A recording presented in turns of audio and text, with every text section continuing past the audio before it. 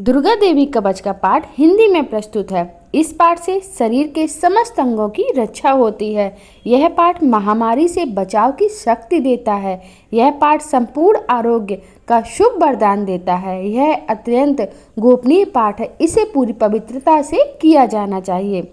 मार्कंडेय जी ने कहा कि हे पिता, मैं इस संसार में परम गोपनीय तथा मनुष्यों की सब प्रकार से रक्षा करने वाला है, और जो अब तक आपने किसी दूसरे के सामने प्रकट नहीं किया हो, ऐसा कोई साधन मुझे बताइए। ब्रह्मांड जी बोले, ब्रह्मांड, ऐसा साधन तो एक देवी का कवच ही है, जो गोपनीय से भी परम गोपनीय, पवित्र तथा संपूर्ण प्राणियों का उपकार करने वाला है।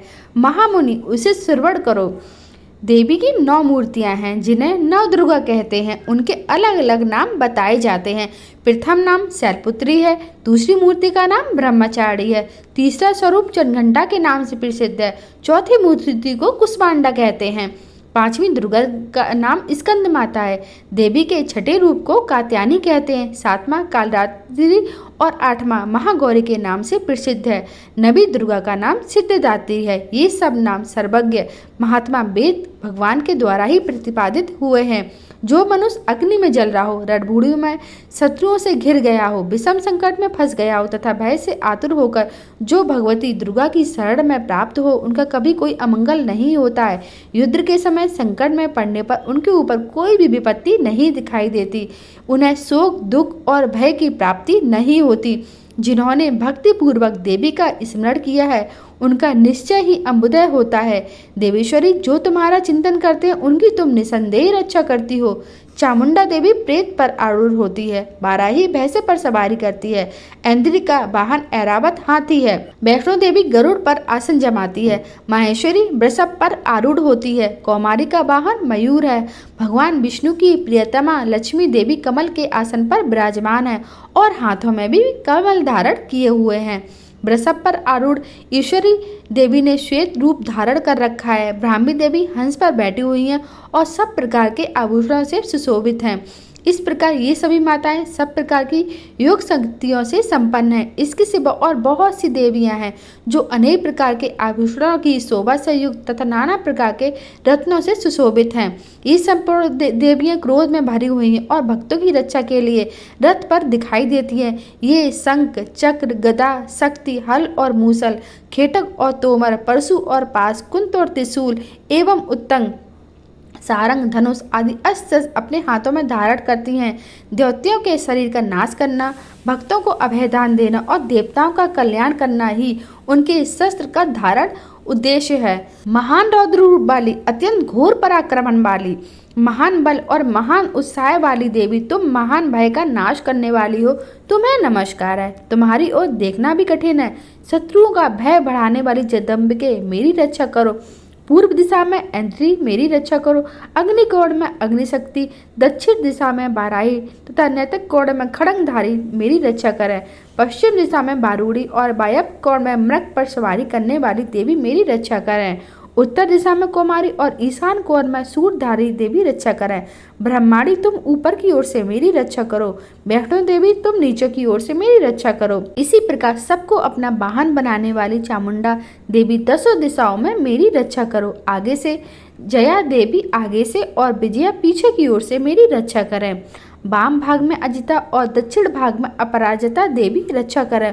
उद्योतनी शिखा की रक्षा करें। उमा देवी मेरे मस्तक पर विराजमान होकर रक्षा करें। ललाट में मालाधारी रक्षा करें और यशोनी देवी मेरे बाहों का संरक्षण करें। बाहों के मध्य भाग में त्रिनेत्र और नथुनों की यमघंटा की रक्षा करें। दोनों नेत्रों के मध्य भाग में शंखनी और कानों में द्वारवासिनी देवी रक्षा करें। कालका देवी कपोलों की तथा भगवती शांकरी कानों के मूल भाग की रक्षा करें।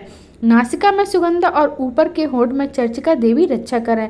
नीचे के होंठ में अमृत कला और जिह्वा में सरस्वती देवी रक्षा करें। कौमारी दांतों की और चंडिका कंठ प्रदेश की रक्षा कर दें। चित घंटा गले की रक्षा करें और महामाया तालु की में रहकर रक्षा करें। कामची देवी ठोड़ी की और सर्वमंगला देवी मेरी बाणी की रक्षा करें। भद्रकाली ग्रीवा में और धनुषधरी मेरुदंड में रहकर रक्षा करें। कंठ के बाहरी भाग में नीलग्रीवा और कंठ की नली में नलकूबरी देवी रक्षा करें। दोनों कंधों में खड़ंगनी और मेरी दोनों भुजाओं में ब्रजधारी देवी रक्षा करें। दोनों हाथों में दंडिनी और उंगलियों में अंबिका रक्षा करें।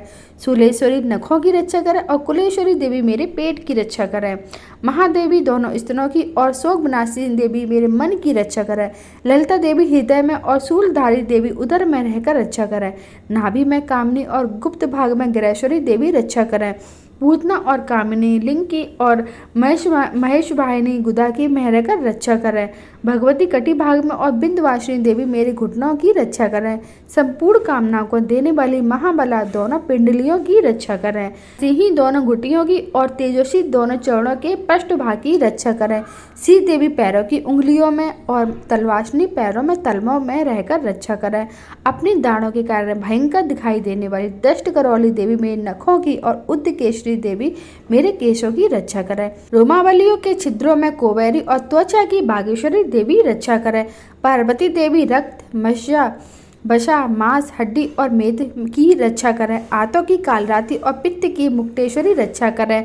मूलाधार आदि कमल केशों में पद्मावती देवी और कफ में चूड़ामणि देवी स्थित होकर रक्षा करें। नख के तेज की ज्वालामुखी रक्षा करें, जिसका किसी अस्त्र से भेदन नहीं हो सकता, वह अविता देवी शरीर की समस्त सिंधियों में रहकर रक्षा करें।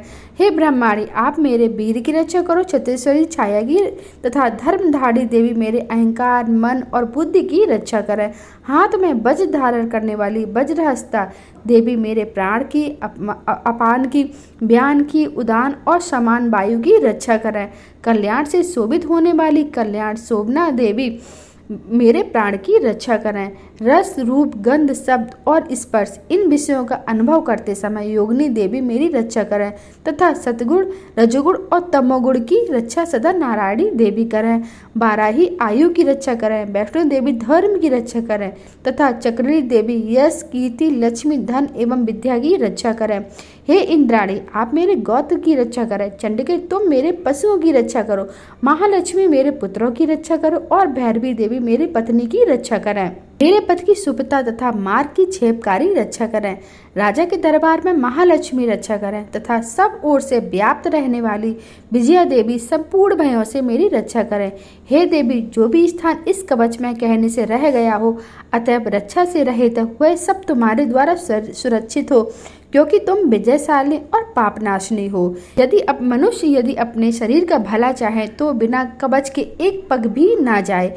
कवच का पाठ करके ही यात्रा करे। कवच के द्वारा सब ओर से सुरक्षित मनुष्य जहाँ जहाँ भी जाता है, वहाँ वहाँ उसे धन लाभ होता है तथा संपूर्ण कामनाओं की सिद्धि करने वाली विजय की प्राप्ति होती है। वह जिस जिस अभिष्ट वस्तु का चिंतन करता है उसको निश्चय ही प्राप्त कर लेता है। वह पुरुष इस पृथ्वी पर तुलना रहित महान ऐश्वर्य का भागी होता है। कवच से सुरक्षित मनुष्य निर्भय हो जाता है।